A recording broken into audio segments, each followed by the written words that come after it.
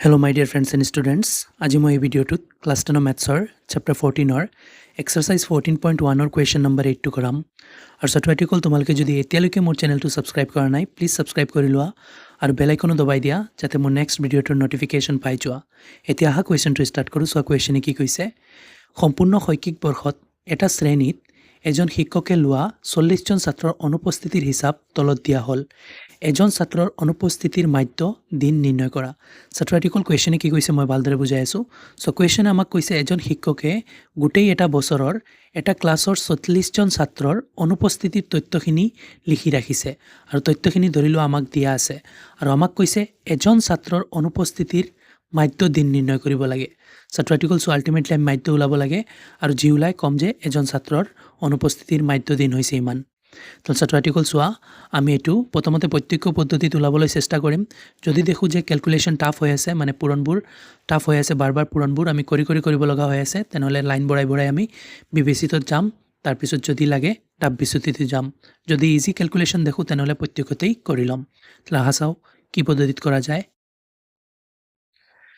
ছাত্ৰ ছাত্ৰীসকল চোৱা, আমি প্ৰথমতে প্ৰত্যেকৰ কাৰণে টেবুল বনাইছোঁ আৰু ইয়াতে FIXI লিখা নাই কাৰণ আমি প্ৰত্যেকত যদি প্ৰব্লেম হয় আমি আৰু এটা কলম লৈ পেলাই বিবেচিতত যামগৈ, গতিকে এইটো FIXI লিখা নাই।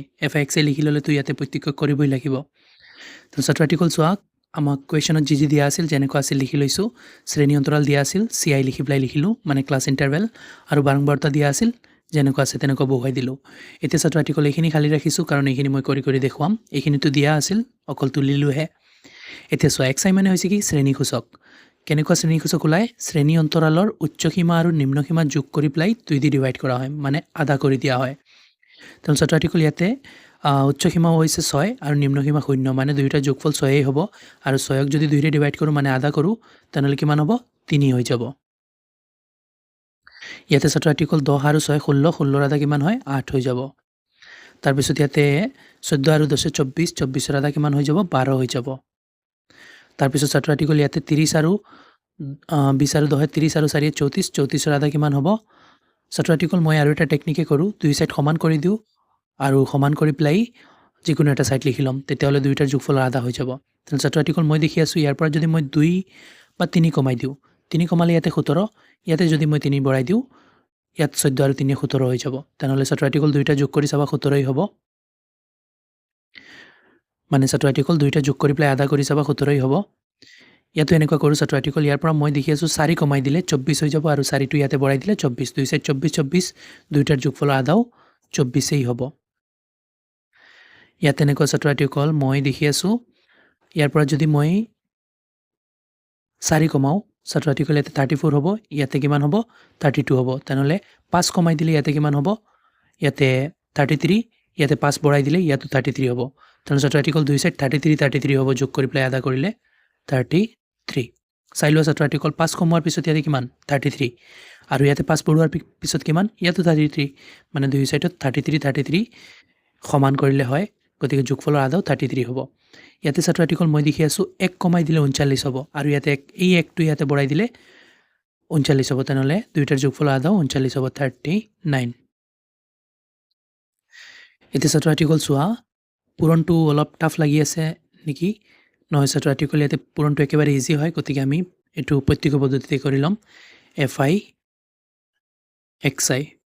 ছাত্ৰ ছাত্ৰীসকল চোৱা কেনেকুৱা ইজি। 11 3 গুণ কিমান হয়? 33 হয়। তাৰপিছত 8 10 গুণ কিমান হয়? 80 হয়। তাৰপিছত 7 12 কিমান হয়? 84 হয়, 84। তাৰপিছত 4 17 গুণ কিমান হ'ব? ছাত্ৰ ছাত্ৰীসকল 4 10 গুণ 40, 7 গুণ 28, 28 আৰু 40 কিমান হয়? 28 আৰু 40 68 হয়। তাৰপিছত 24 9 গুণ 96 হ'ব। তাৰপিছত 3 33 গুণ 99 হ'ব। তাৰপিছত 39 গুণ 39 হ'ব। ছাত্ৰ ছাত্ৰীসকল এইবোৰ একলানিৰ পূৰণ হয়। চোৱা কেনেকুৱা, 7 2 14, 14 4 হাতত থাকিলে 7 গুণ 7 আৰু 8 1 8 হৈছে নহয়? 7 4 গুণ 28, 8 হাতত থাকিল 2, 4 গুণ 4 আৰু হাতৰ 2 6। ইয়াতো এনেকুৱা 4 4 গুণ 16, 6 হাতত থাকিল 1, 4 2 গুণ 8 হাতৰ 1 9। গতিকে ছাত্ৰ ছাত্ৰীসকল এইবোৰ আমি মুখে মুখে হিচাপ কৰি পেলাই কৰিব পাৰিছোঁ, গতিকে এইটো প্ৰত্যক্ষ পদ্ধতিত কৰি ল'লোঁ। এতিয়া আমাৰ ইয়াৰ পৰা যোগফল ল'ব লাগিব FI আৰু FIXI। ছাত্ৰ ছাত্ৰীসকল লিখি লওঁ সিগমা FI।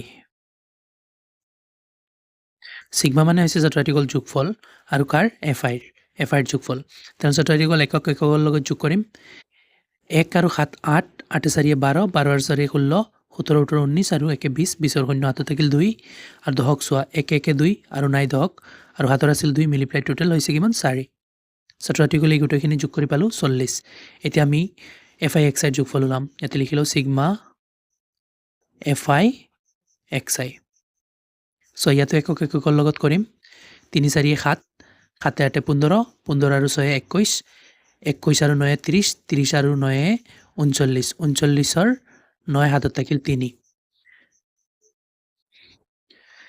তাৰপিছত ছাত্ৰ ছাত্ৰীসকল এতিয়া হাতত 3 থাকিল এতিয়া দশকৰ স্থান যোগ কৰি আছোঁ 8 3 11 11 আৰু 8 19 19 আৰু 6 25 25 আৰু 9 34 34 আৰু 9 43 43 আৰু 3 44 45 46 আৰু হাতৰ 3 47 48 49 49 ওলাইছে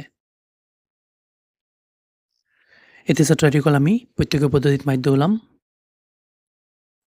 চ' প্ৰত্যক্ষ পদ্ধতিত একেবাৰে ইজিলি মাধ্য ওলাই যায় এইটো ওপৰত এইটো তলত মানে সিগমা এফ আই এক্স আই ওপৰত থাকে সিগমা এফ আই এক্স আই আৰু তলতে সিগমা এফ আই তিহঁতৰ ভেলু পুট কৰিম আৰু কেলকুলেট কৰি দিম হৈ যাব 499 ওপৰত সিগমা এফ আই এক্স আইৰ ভেলু 499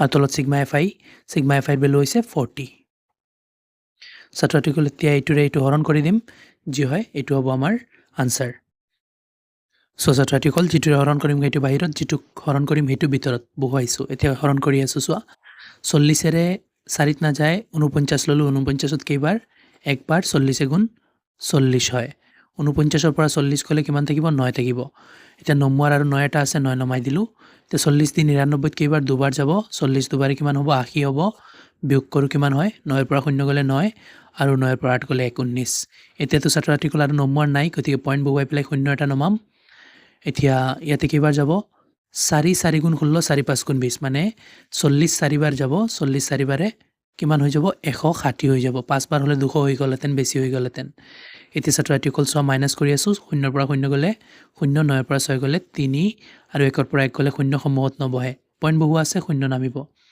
এতিয়া ছাত্ৰ ছাত্ৰীসকল 4 নেওতা গণি যোৱা 30ৰ আগলৈকে 4 7 গুণ 28 তেনেহ'লে 40 7 গুণ 280 হ'ব 4 7 গুণ 28 28 আৰু 4 9 40 আছিল গতিকে 0 হ'ব মানে 40 7 গুণ 280 হ'ব মাইনাছ কৰিলে কিমান থাকিব 0ৰ পৰা 0 গ'লে 0 0ৰ পৰা 8 নাযায় 1 দাৰ কৰা 10 10ৰ পৰা 8 গ'লে 2 ইয়াতে থাকি গ'ল 2 2ৰ পৰা 0 2 গ'লে 0 সন্মুখত নবহে ছাত্ৰ ছাত্ৰীসকল পইণ্ট বহুৱা আছে যেতিয়া আকৌ 0 নামিব এতিয়া হৈছে কিমান 200 200ত ছাত্ৰ ছাত্ৰীসকল 40 4 5 গুণ 20 হয় নহয় মানে 40 5 গুণ 200 হ'ব তেনেহ'লে 5 বাৰ গৈছে 200 হৈ গৈছে এইটো শেষ হৈ গৈছে ইয়াতে ছাত্ৰ ছাত্ৰীসকল চোৱা আমি 40ৰে 499ক হৰণ কৰিছোঁ কিমান পাইছোঁ 12.475 লিখি দিওঁ 12.475 ছাত্ৰ ছাত্ৰীসকল এইটোৱে ওলাই গৈছে মাধ্য আৰু কুৱেশ্যন আমাক কৈছিল এজন ছাত্ৰৰ অনুপস্থিতিৰ মাধ্য দিন নিৰ্ণয় কৰিবলৈ তেনেহ'লে এইটোৱে মাধ্য ওলাইছে মানে এজন ছাত্ৰৰ